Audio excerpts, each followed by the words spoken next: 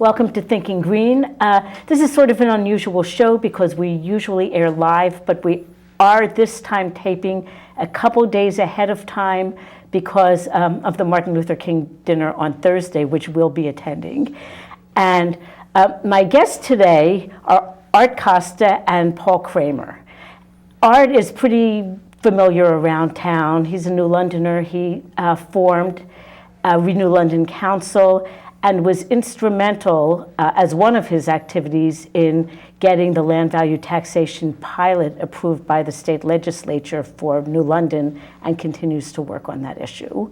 Paul Kramer is here by a happy coincidence on our taping day, and he is a Rochester, New York-based community real estate developer who's done a lot of work in Rochester since the early 1980s and is here to talk about community development in general, land value tax in particular, and some of the obstacles faced in development and some of the potentials that we could take advantage of in New London. So welcome both of you. Thank you.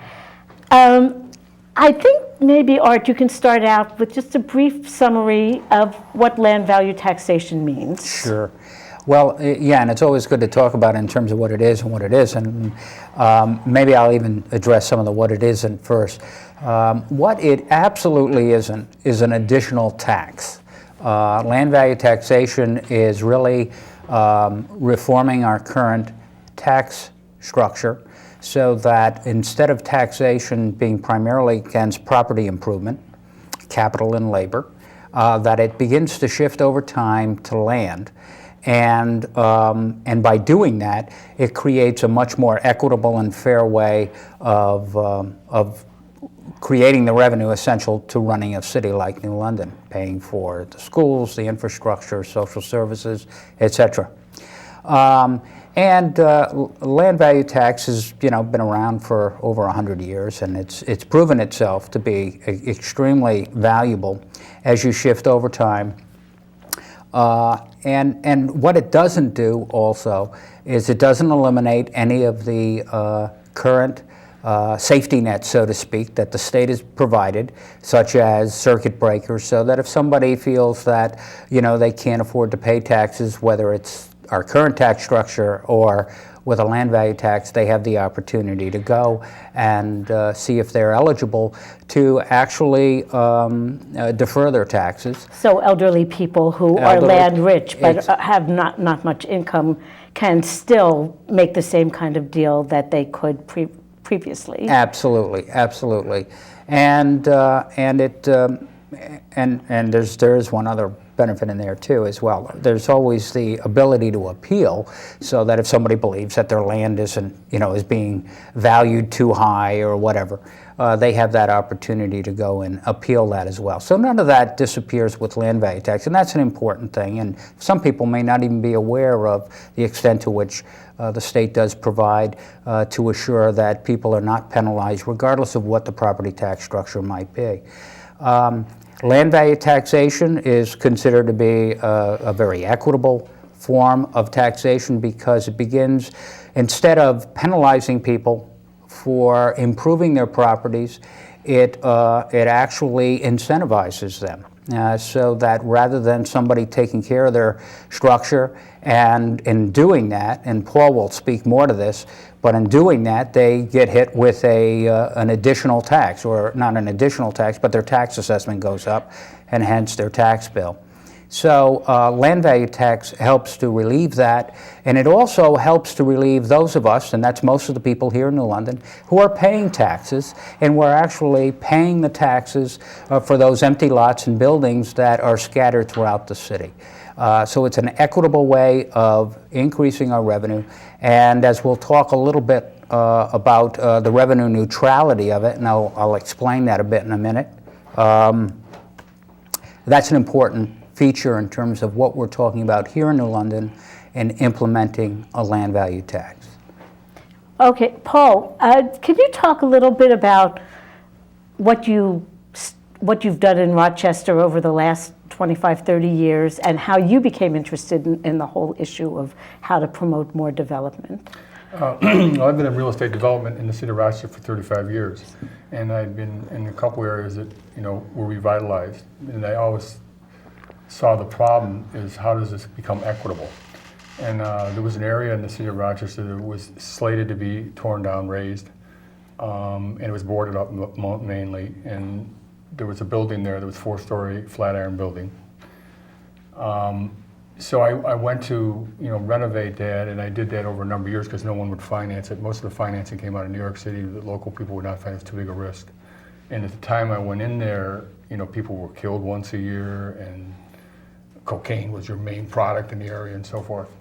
And then as the years progressed, we brought in very high-end antennas, and today is the highest square footage rate in the city of Rochester for what we did. Now, we do have a photo, well, before and after photos actually on the still camera, if we can see what the before photo is, what the flat iron building looked like. There it is, before you started.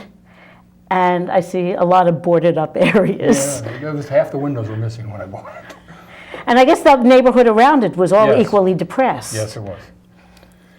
So, started with that, and then, we worked towards, not just, it was easy to get Section 8 money in the state of New York. That's, subsidized housing. It was easy to get money for office. It was not easy to get money to do high-end retail and high-end living spaces.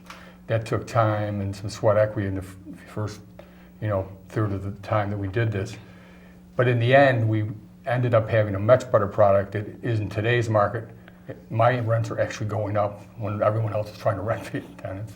I have 100% occupancy. We didn't displace anybody. This neighborhood was 50% something other than white at the moment we moved, and it still is. We bought houses also around the area and would renovate the lower units to make it possible for people who had already been there to stay, and then we would do the second floor or third apartment lofted and very high end. So we mixed income, social economics. And the thing that's important about that is it didn't cause any problems. People were able to live with that. So you kept a very diverse population and raised everybody's standard of living immensely. But the big problem with the whole thing is the value went up considerably, but also my taxes went up 800%.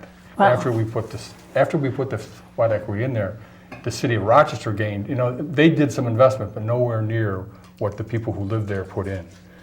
And what land value tax, the basic premise of that is you tax the land at a much higher rate and you don't tax the structure at all, or at a much lower rate, so that if someone does a better job, they aren't penalized for doing a better job.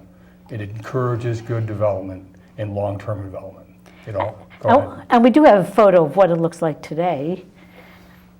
So you can see the difference not just in the building, but in the whole surroundings. So, yeah, it affected everything. And the piece that's interesting, it affected an area, maybe half a square mile, and the city essentially gets $8 million a year that they never would get. That's how great the effect was.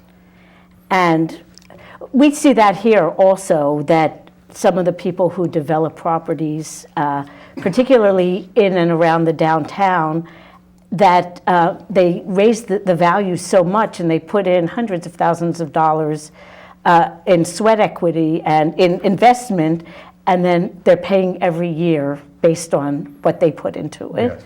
They're based on improvement, and the biggest problem with that is I don't have an incentive, or most developers don't have an incentive to do more. If you had land value tax, the building we're talking about also needed parking. With land value tax, I could now build on that parking lot and bring a greater density, high-end units to that area, and still keep the demographic, because if you work with the people who are there, those people will, what I say is, I didn't raise the rental level they couldn't leave, but I made, they had to provide their own rent. I wouldn't subsidize anybody. Right. But it still allowed people to stay there, so that your tax rate is low enough that you're able to do that. When you raise my taxes so high, I have no choice but to raise the rent right out of sight. So, I displace people.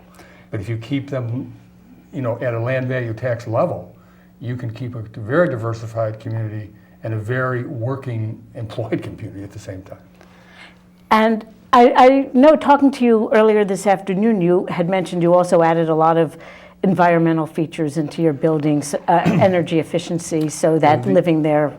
That's the other piece. you know, we did very high rate insulation on the walls when we insulated the ceilings, and we used high efficiency furnaces. And today we have units that are 1,300 square feet, and their utilities are less than $100 a month. That's because of the high energy efficient things we did. And that was, again, that made the property more valuable, but you raised my taxes to do that. With land value tax, you wouldn't be able to do that. And if someone next to me doesn't do as well, they won't be renting, because my unit, on top of having amenities, you know, they're all design pieces inside there. They also have the lowest utility bill per square foot. So the advantage of people live there for them is just that much higher. But if you raise my taxes to the value of what I did, then I can't offer that reasonable rent. Right, and other people are less motivated to emulate your example. Absolutely. You know, you would not have done this at market rate per se. I mean, if I'd hired everyone, you know, the first, you know, 8 to 10 years, I did a lot of the work and hired people that locally. The last 2/3 of it, you know, was all subcontracted. But I couldn't have done it at all if it come in, you know, at market rate what it cost. But I could do it today if you had land value tax, because my ratio tax to value would be 60% less under land value tax. That's how big a difference it makes. And the other piece is the parking lots to support this, I would be able to build right away. So the city would end up, total value tax, they would end up with 3 times as much tax on the same plot if it was land value tax. Because in addition to the ground level parking, you would have multi-level park. Multi-level as well. It's cost effective to do it. Yeah. Because my tax square footage rate is so low on the structure that it's cost effective to put, you know, parking underneath on the second floor. Which is a much better model for an urban setting anyway. It also allows, with land value tax, again, you can't tax the improvement. It allows me to put solar on it. It allows me to go geothermal, because it doesn't matter if you aren't raising my square footage rate and I end up giving you a unit of 2,000 or 3,000 square feet and you have no utility bill, how much is it worth? You know, yeah, it's worth a lot. A lot more, you know. But the biggest piece is that the city gets more units per square foot in an area, and you can make a better quality unit. And in general, by revitalizing the area, the city gets a lot more property taxes out of it. A lot more property taxes people will build where they would never build before. You know, and you can add it to that. You can, you know, people say, well, what about the low-income housing people and stuff like that? The piece is, with land value tax, you can build a low-income housing, and you can put a daycare center attached to it and make it so that they have a total community there, and people can be hired to run that daycare center that live there. So your expense of operating that is just been cut in half, and then you can make a better living conditions for everybody involved. Now, Art, you were talking about the concept of revenue neutrality, and I think this is important when we think about how to implement the land value tax. Mm-hmm. When I first started putting things about land value tax on my Facebook page, one of the questions that someone asked was, well, if we do this, won't there be chaos? You know, what'll happen to assessments? So I think the idea of revenue neutrality comes into play when we talk about how to practically put it in force. Yeah, and I'm going to just add one little thing to what I think Paul is touching on here. He mentioned sweat equity, and he also mentioned or alluded to the idea of community involvement in this. We're talking about long-term, year after year, sustainability and a resilient community.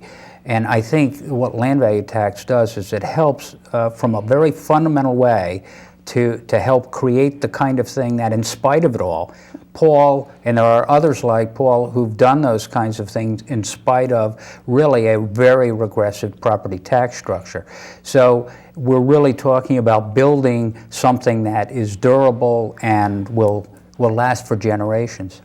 But the implementation of land value tax, and one of the things we've learned, and when I say we, those folks who've implemented land value tax have learned, is that when you implement something like this, a shift from building to land, you don't want to destabilize your existing economy, such as it is, and you don't want to jolt any particular property owner, but you want to do this very gradually over time. The idea of neutrality is that the city requires X dollars to operate. We'll say it's, today it's maybe, I'm going to say, what is it? What's the $80 million or something like that? Well, rough figures. $80 million, half of which comes from the state. And so we come up with at least $45 million as taxpayers. And essentially, that is our revenue neutrality. We're not talking about increasing the tax revenue to operate the city initially by any stretch of the imagination. And we're talking about shifting within the budget as defined for whatever we need to pay for.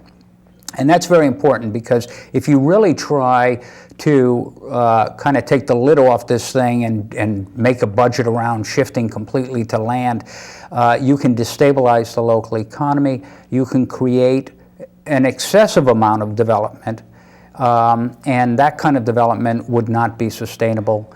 And while we might see a lot of construction work going on for a number of years, that might also be followed by a lot of empty buildings.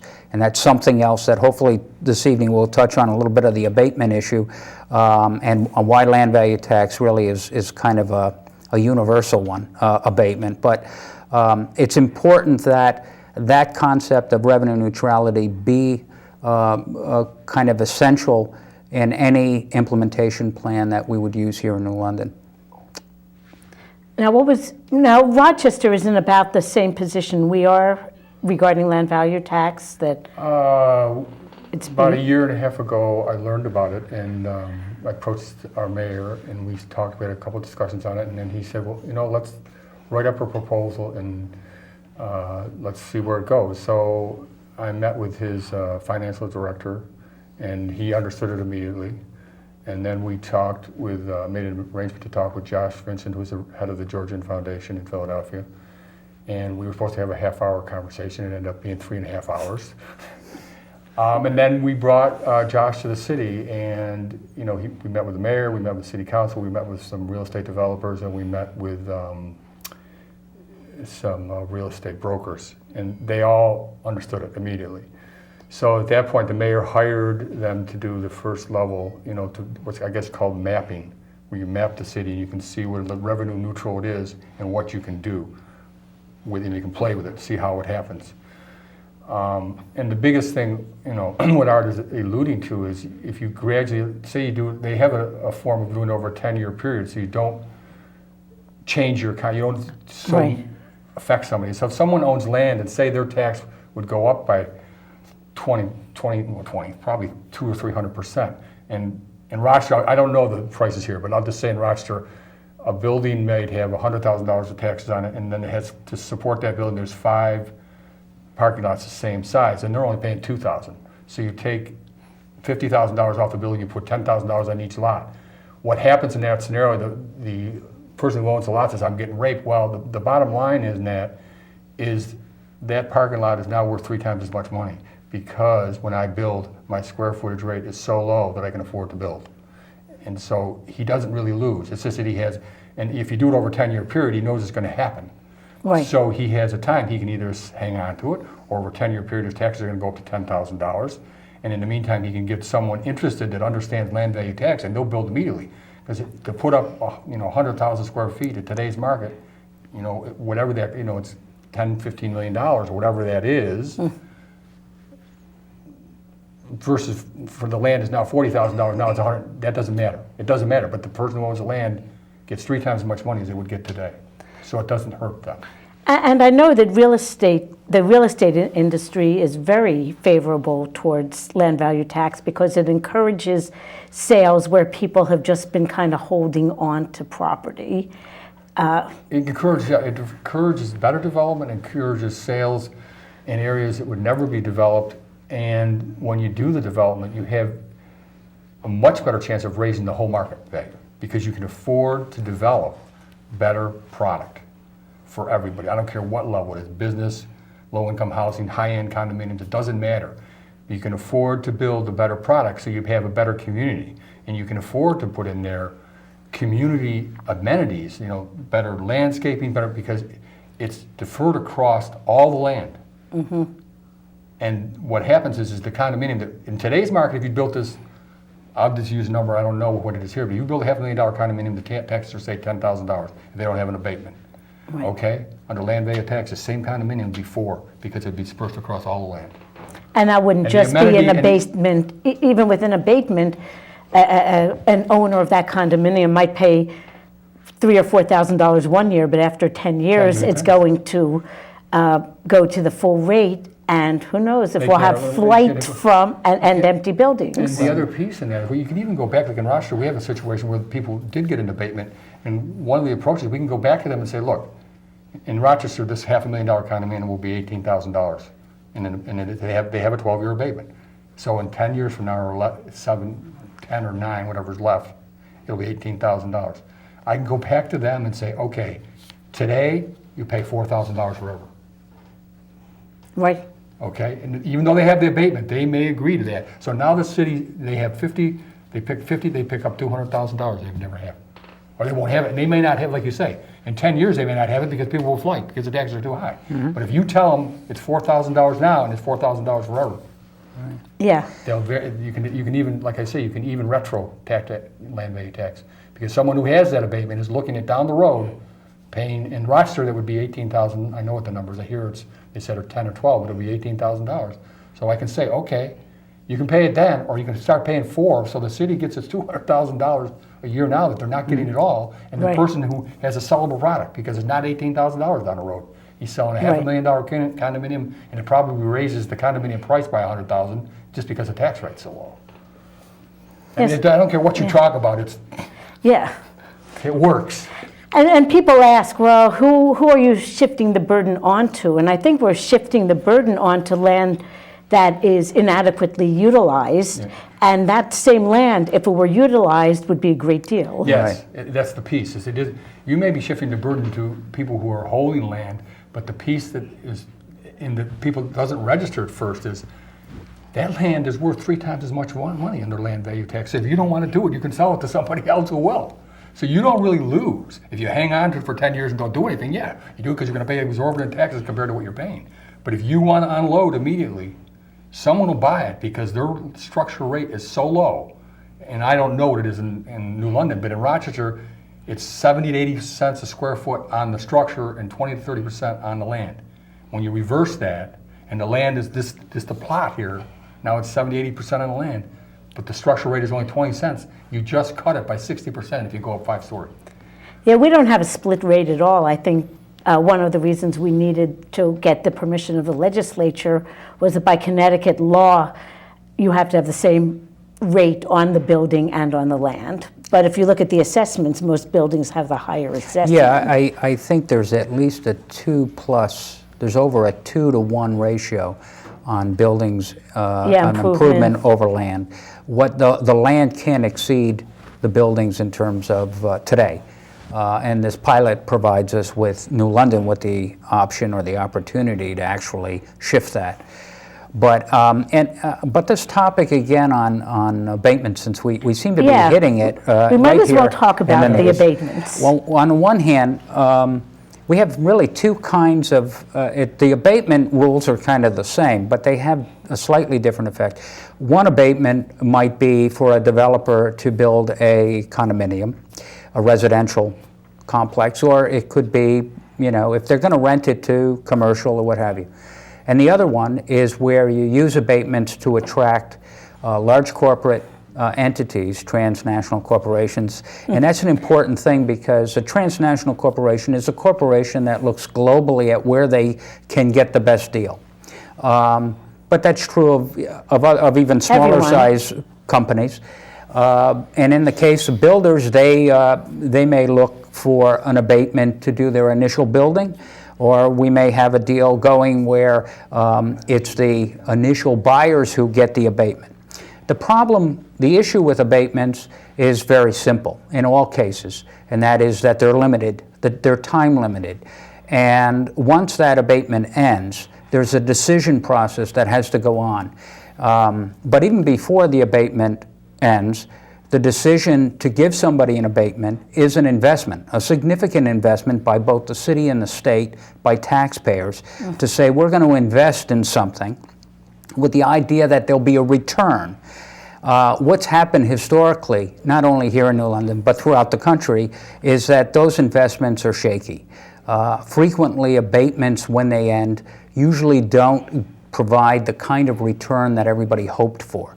In the case of large corporations coming into an area, what happens when the abatement is over, more times than not always, but more times than not, they leave the area for greener grass or Because greener. you have bidding greener- wars going Yeah. all over the place, even, not even looking at the idea of people relocating offshore. Right. It's very common. We live in a virtual world. We live in a global marketplace. And so corporations that are making their decisions elsewhere don't really look at a particular community per se, but they look at basically their profit bottom line. That's what drives their whole governance. And so they have to make the best decision for their shareholders. And so that's one thing that when you come up with this kind of deal, if you will, to abate and attract on that basis, you are running a kind of a high-risk gamble, if you will, that you're going to be able to keep that entity. Also, what many studies show is when you look at the jobs created by when a corporation comes into an area, it can be up to well over $200,000 per job that's created. And that includes infrastructure that has to be developed to help support that entity, and not to mention all of the other taxes that are now kind of moved to the side until, hopefully the day when that will pay off. And on the case of residential types of places, the same type of attraction to get things going. At the end of that abatement, you've got a kind of sticker shock. And so if a building is put up and 2/3 of it doesn't get filled, the value of that building is reduced, and people are left with a situation whereby the taxes come due, and they want to know, was this a smart move that they've come in here? And so that becomes a real issue in terms of whether or not that investment ends up paying off. Can we actually get the tax revenue from it? So abatements are tricky. They may do a certain upfront stimulation. What land value tax does is, number one, it can almost eliminate the need for abatements. In some cases, as in Harrisburg, they've actually used the abatement for very short kind of ways of stimulating some development where they want to. But then when the land value tax kicks in, it means that they've got a much more sustainable approach to taxation that allows that business to stay here and not leave, or that condominium to continue, or I say condominium or residential, could be whatever was built and developed, to actually have, kind of a soft landing, if you will, with a tax that doesn't penalize them. So abatements are a tricky thing, and I think being aware of them and what they can do and their limitations, I think, is pretty important for all of us to understand. Now at this point, we're at about the halfway point. We're going to take a 2-minute break for the community calendar, and then we'll be back with Art and Paul and talk more about economic development. An old crow watching hungrily from his perch in yonder tree. In my garden I'm as free as that feather. Welcome back to Thinking Green. I'm here today with Art Costa and Paul Kramer, and we're talking about economic development in cities in general, and about how land value taxation would help in particular. And during the break, I was talking to Paul. He was telling me what happened in Rochester after the Flatiron building was developed, and what's going on. Well, after the initial development, we put glass outside the building, and we redid the storefronts on the first floor, and it put it back to its original look.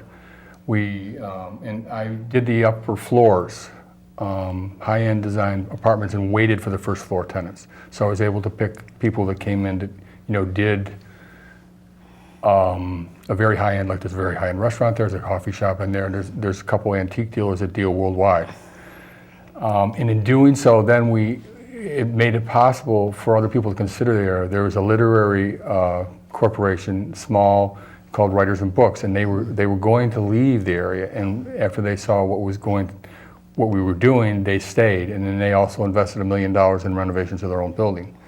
And then there was a playground in the area that had been a drug haven, and kids had been there, all the problems of city playgrounds. And when the Gleason Foundation, who is the gear people of the world who do the spline slanted gear, which goes in all your transmissions, they're the ones that invented it. Anyway, the city had so much money for a playground, and the Gleason Foundation kicked in an extra $50,000 to make the playground the best playground in the city.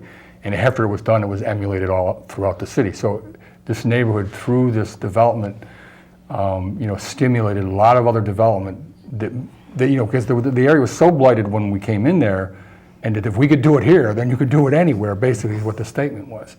And then in the last 10 years, because I've been there 25 years, a person who had been in Rochester, then moved to New York City and came back, and the road was going to be widened, and he came and said, well, we shouldn't do that, and I agreed with him because I'd already put bump outs, which narrow the street. It was 50 feet wide, and we narrowed it to, with the bump outs, it's only 22 feet between the walkways, and then there's parking space.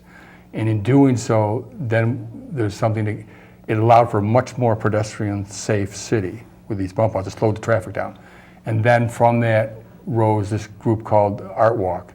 And what they do is they put art in the public right away. And that brought a lot of other people, because now it's pedestrian friendly. You can walk this whole neighborhood now. Before we had a 4-lane highway, people drove through at 50 miles an hour, which wasn't very pedestrian friendly. So the initial development spurred a lot of other things, but it was a community. It wasn't just, I didn't just go in there and do the building. I worked with the community. I did several of the houses that no one would touch, and therefore other people came in and did them. And the other piece is most of the landlords, they live there, and they did not displace people. We worked on the same idea that I'd come up with. If you do the first level so that people who have lived there can always stay there, and if you loft the second level, a lot of the houses have high peaks, but they were never used. So you combine both social economics in the same area. So we have a demographic that hasn't changed from 25 years ago, except that the people who live there are much more community-oriented. They all live together, and there's zero crime. It's one of the best areas in the city of Rochester now. Well, you mentioned bump outs, and I have to say, I love the idea of bump outs, and I've seen them in a couple of places, but our city is kind of averse to bump outs, and we keep hearing, well, how does it affect the plowing in winter? And we can't, there's no way we have nearly as much snow as Rochester, so is there a problem with bump outs? First of all, one of the things that, there isn't, because where the bump out exists, the cars park there, so the snow is actually on the car for most of the time, or if the car is gone, the plow can get in there. I'm not saying that it doesn't create a little tougher for the plowing people, but those bump outs have been in 10 years, and it really, the biggest thing it does is make it much more pedestrian friendly. Bump outs really make your city a pedestrian walking city, is what they do. And I don't know what the people don't like about it, but I'll tell you that it made a huge difference. People would drive down University Avenue, where this building is located, at 50 miles an hour, and now they go 25, 30, because you can't drive, because the bump out makes it so it sits out. You only have, so instead of having 50, so instead of having 50 feet to deal with, you weave in and out. You can't weave in and out anymore. You have to stay in the center lane. And the biggest thing was, well, it's going to slow down traffic. So when we initially did this, the neighbors took trucks and parked them where the bump outs would be, and it didn't affect the traffic at all. It didn't affect the amount of traffic that flowed. That was the biggest thing. Oh, we're going to jam traffic jams and move it. No, and especially in New London, you don't have that great of traffic. You don't have that great of traffic in the first place. So I don't think bump outs at all would be a negative thing. I don't know, and it's snow, like you said. Any time in the winter in Rochester, we can get 3 feet of snow. So to say that it affects your plowing is not. Okay, so we'll have that to call you that answers your question. We get any day of the week, we can have 3 feet of snow. Yeah. Yeah, so I really love that idea, because there are groups in New London right now that are working both on making it more pedestrian-friendly and more bicycle-friendly. Mm-hmm. And that's the next step we're working on, is the bicycle part. We were starting to get, we have in the process the bicycle stands, you stick, they look like posts and they're circled. We have that in the process. Yeah. But the bump outs, the other thing about the bump outs is what happened was people owned them. They made these beautiful gardens in each one of those bump outs. They weren't just concrete. Mm-hmm. I mean, they became, each street had their own, different flowers, and it became a contest almost. So it wasn't, again, it created more community, because that street took care of that bump out, and that was competing with that bump out next door. It was really, Well, that's a great idea. My neighborhood wanted to put in some bump outs 10 years ago, and well, it never happened. well, we fought, but maybe it will. look, I'll tell you, just so you know, we had to stop, the neighbors stopped road construction, and the mayor at the time was at least willing, he said he was, to rebuild the city, he was going to listen to the constituency, and he did. And we delayed the road construction a year, and in that year, 4 of us met with city officials every single week for 2 hours to talk out. We talked out all different ways to do it. Bump outs was the original idea, and they tried to do medians and everything else, and in the end, we came up with bump outs because it is actually the most economical, safe, and does the most to create a pedestrian-friendly city. It does unbelievable things. And we have some interesting things here, but I know that there are streets in New London where people would love to see the traffic slowed down, and where bump outs would be a quieting factor for traffic. We also have some streets, strangely enough, maybe there's 3 or 4 of them, I don't know how many there are, that have islands that are really fascinating. I don't know how well we've used them, but maybe for community picnics and stuff. So the street kind of is split around the island of grass and trees and so forth. And I don't know if that was just an experiment that happened on a few streets and never caught on, but that too is a great way to quiet traffic. We have one of those, and that's, again, they grew these oriental grasses in the center, and every year they plant something different.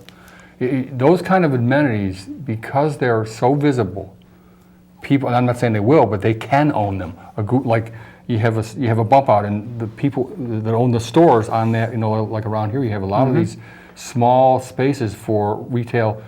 They could beautify that whole street, and that's the bump out street of roses, and that's the bump out street of whatever, marigolds, I don't know, but you can have like a whole different sense in each area, and you can change it every year. And that's the biggest beauty of a bump out, is you can do an incredible change in what that area is without very much money. Right, yeah. Well, I think maybe we can try now to anticipate some of the questions that people might have about economic development and land value tax, and since it isn't a call-in show, then maybe we can try to figure out what the questions would be and answer them. And one of the things we talked about is, will people's taxes go up? A lot of people look at the land value tax situation, especially residents who live in single-family houses, and their concern, they're not looking at the city holistically, is what's going to happen to my taxes? Right. What's the answer? Well, I'll take the first shot at that. Basically speaking, and this is another one of what land value tax is not. Land value tax is not a scheme to reduce everybody's taxes. It is tax reform, it's property tax reform, but it's not going in there and saying, okay, you all got a great big boost in your taxes. There have been 4 models as we look at the entire city holistically. Most of these models, and particular ones, show a really nice savings for most what we would guess as middle and lower income residential areas. And that's being very general. Some cases they could be not so middle class or lower income. Right. They may in fact be wealthy. And so we really are seeing that the city center district is primarily, and I don't want to overstate this, but as you get closer to a transit center, you have great value in the land around there. And so it really should incentivize the appropriate building that we want in our downtown area, where we've got roughly 33% vacant buildings and some land areas in there. So in a general way, I would say that in spite of the fact that land value tax for New London is not looked at as a means of saving money, but actually encouraging the right kind of development and maintenance of what we have and the reuse of the building stock we have. The residential area and the commercial area does fairly well. But I think more importantly is that over time, as the burden begins to shift so that the person who's already paying the lion's share of taxes today, whether it's a commercial building or a residential home in a given community or block, whereas vacant lots and perhaps places that are not kept up very well and minimally kept up are paying far less of that, so that the person who's paying more is actually carrying the tax burden for those who are not. As that begins to shift to land, you have more equity, so that over time you have far less of that burden falling on the person who is investing in their property. And again, I would stress, as Paul has done, it doesn't have to be a big complex, but that this kind of investment, a lot of it is sweat equity. And so it's not about coming in and having large contractors come in and redevelop the city or even your home, but that it encourages that kind of upkeep that reduces and, if not eliminates, the kind of blight that can happen in cities like New London. I think once it's as you go over the years, once it's totally transferred, you have lowered the structural rate so low, it actually does bring in big developers who will do a better job, because there's no advantage to doing it less. Because if I have the square footage rate low enough, I have what you would normally get in an abatement built into the land value tax system. Yeah. I have a condominium or a commercial space that my taxes are roughly 1/3 of what they'd be today, except the city gets 5 times as much. Mm-hmm. So you have these vacant parking lots around New London that will be built up, say they go up 4 or 5 stories, and they'll have parking in the same space. And there's actually one going in down right now, there's one that's 8 stories, I believe.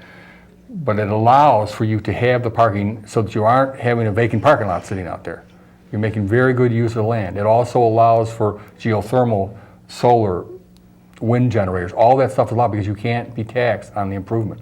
So in the end result, I don't think that your tax, you can bring in, but I don't think it has to be sweat equity. In my case, it was sweat equity because I was paying the burden of the real tax. The tax went up. But if today I look at it, if we had land value tax in Rochester, it'd be $100 million a year without any question invested in our city. There are people that are ready to do it, but they won't. They look at the numbers. When I was refinancing, I went all over the country to get refinance that building, and then we had a deal going to Texas, and the guy said, "These taxes can't be right." He called back. I said, "Yeah, they are." Sad The to say. that killed the whole deal. He said, and I said, "Well, they are." And he said, "Well, that doesn't work too well." Anyway, I just think everything I've seen about land bank, there's no scenario you can, and I don't care what it is, I'll sit with anyone, whatever you own or whatever you're going to develop, that land value tax in the long run isn't better for you. I've yet to see a scenario where it's not. And I mean considerably better. The homeowner's tax is usually reduced by 30%. The person who owns a piece of property and has 4 or 5 acres attached to it, first of all, it's revenue neutral, so you just shift it from the structure to the land. You're still paying the same tax. Over time, maybe that tax goes up. But that land that you own now is worth at least 3 times as much money. So maybe you would think of selling it. Today you wouldn't sell it because you're only going to get X. But if that is worth 3 times as much money, you might consider it. So I don't think anyone loses. I have yet to see a scenario where, again, that's why I'm here. Because you at least have it approved in the city. In Rochester, we don't have it approved yet. So I'm trying to see how we can do it there. Because there are people in the city of Rochester that say, if you get this approved, we're there. There's investors in Chicago say, you get it approved, we're there. It's that significant. So developers and investors are looking for this kind of thing because it's a real already. It's a real tax. It's an equitable tax. You do the job right, the property's worth more money, the city gets more money because it's better development, it's more development, and you can make a better profit margin, or you can rent it for a better rate because you have a better product. And ultimately, I think they found in Harrisburg that it brought population into the city center and into the city in general. It did, and some of their statistics, again, and they've done quite a few studies on this, is it brought greater density, it increased their population, which New London can use, which is another thing we're looking to have happen. Yeah, we had at with least this. half again the population in the 60s as we do Arthur now. said what he said was there's a real critical thing about when you bring more people in. We don't need any police in our area anymore at all, because if you have enough density, then people feel there are women. When I came in the area, people got shot once a year.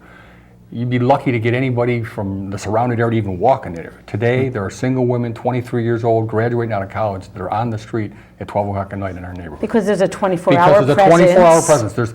There's the high-end stores, and then there's people living above them, And I also, attached this, I did a police station. It was a building that was only like 7,000 square feet, and I made it an art center. And people said, what are you doing that for? Because the police moved out and they thought security. I said, because if I have a art building, which was a framing store, a photographic thing, African Cultural Center, a dance studio, they operate at totally different hours than your retail. And they operate at the totally different hours people go to work. So they would have events Thursday, Friday, Saturday night, Sunday afternoon, and we would have 400 or 500 people come to that area. So there's a whole thing of safety that happens because there's a density that is now large enough to allow people to live in that area and feel safe because there's somebody there's eyes on the street all the time. And so Harrisburg, in fact, has seen a significant decrease in crime, yeah, particularly absolutely. violent crime.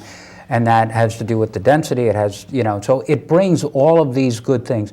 And I think land value tax, the important thing is that it creates the fundamental economic change that is essential to lay the groundwork for all of the other Yes. good things that we want to have happen, whether it's the kind of sustainable building, green building, and so forth. In order to make that happen in a city like New London that is in a particular state, always ready to be potentially just around the corner, in order to break that lock, because we are in a lock right now, it's this kind of fundamental change in our property tax structure that can help to make that corner happen. And we're convinced, I think, because of the studies that have been done on where this has been implemented, and it's not, the proof of concept is out there. We know it works. Now we just need to get it here implemented, and I think New London will definitely see some real change over the years. One of the things that when Arthur and I talked and I came to the city, I came up and my son lives in Manhattan. He's a real estate agent down there. Anyway, so I came over here one weekend, and the biggest thing I saw, I said, the biggest thing about this city is you have many, many buildings that are 3 and 4 stories, 5 stories, which is doesn't interfere with the human. If you have a 10, 15, 20 Right. story, it interferes with the human element. What is the word? Human scale. It's human scale. It doesn't interfere with the human scale if it's only 5 or 6 stories. And you have a tremendous amount of those buildings in this city that are ready to be done, and there's nothing upstairs. Because if I do them today, my taxes are so high it's not worth doing. If you do land value tax, it becomes very economically intelligent for me to do that. So put in 5 stories instead of 2 stories, Yes. have stacked parking. You just have parking, you have stacked living, your utility bill is shared because it's running through the building, and then you cap the top with very heavy insulation. And they have now on the market, they have wind generators that work at 4.5 knots, which is and then they're not the ones that you see on television go around. They're actually like barber poles. They're only like 8 feet high, and they produce enough. One windmill will do a house, so you can put 10 of them on a flat building, and you can do the building.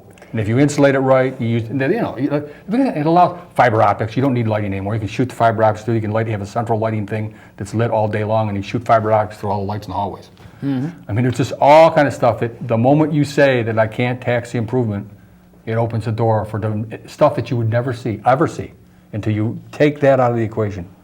The moment you can tax my improvement, you limit me. Well, we have 4 minutes left.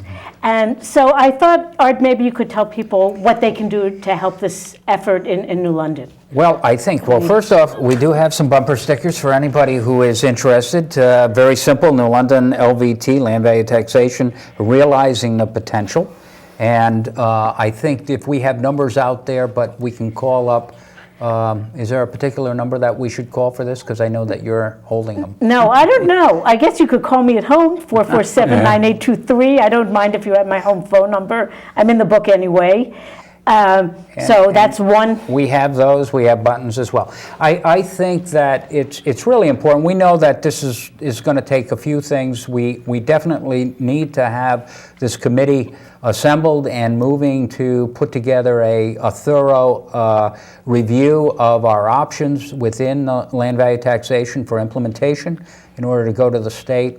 Please let these folks running for city council know that they need to give land value taxation a chance. That is, we need to continue with this due diligence to make sure that we have an opportunity, and this is a window of opportunity we don't want to let go by. I think that there's so many things that are outside of our control. This is something that New London can actually take unto itself and say, look, we can't control everything going on in the world. We can't even control, businesses that may come and go.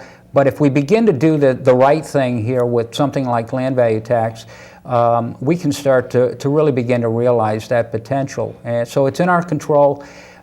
Show up at city council meetings, show up at the forums, ask questions about where they stand on land value taxation. The Day editorial board is asking the question. And I think it's important that they know that you're interested enough so that they begin to do their research and understand this.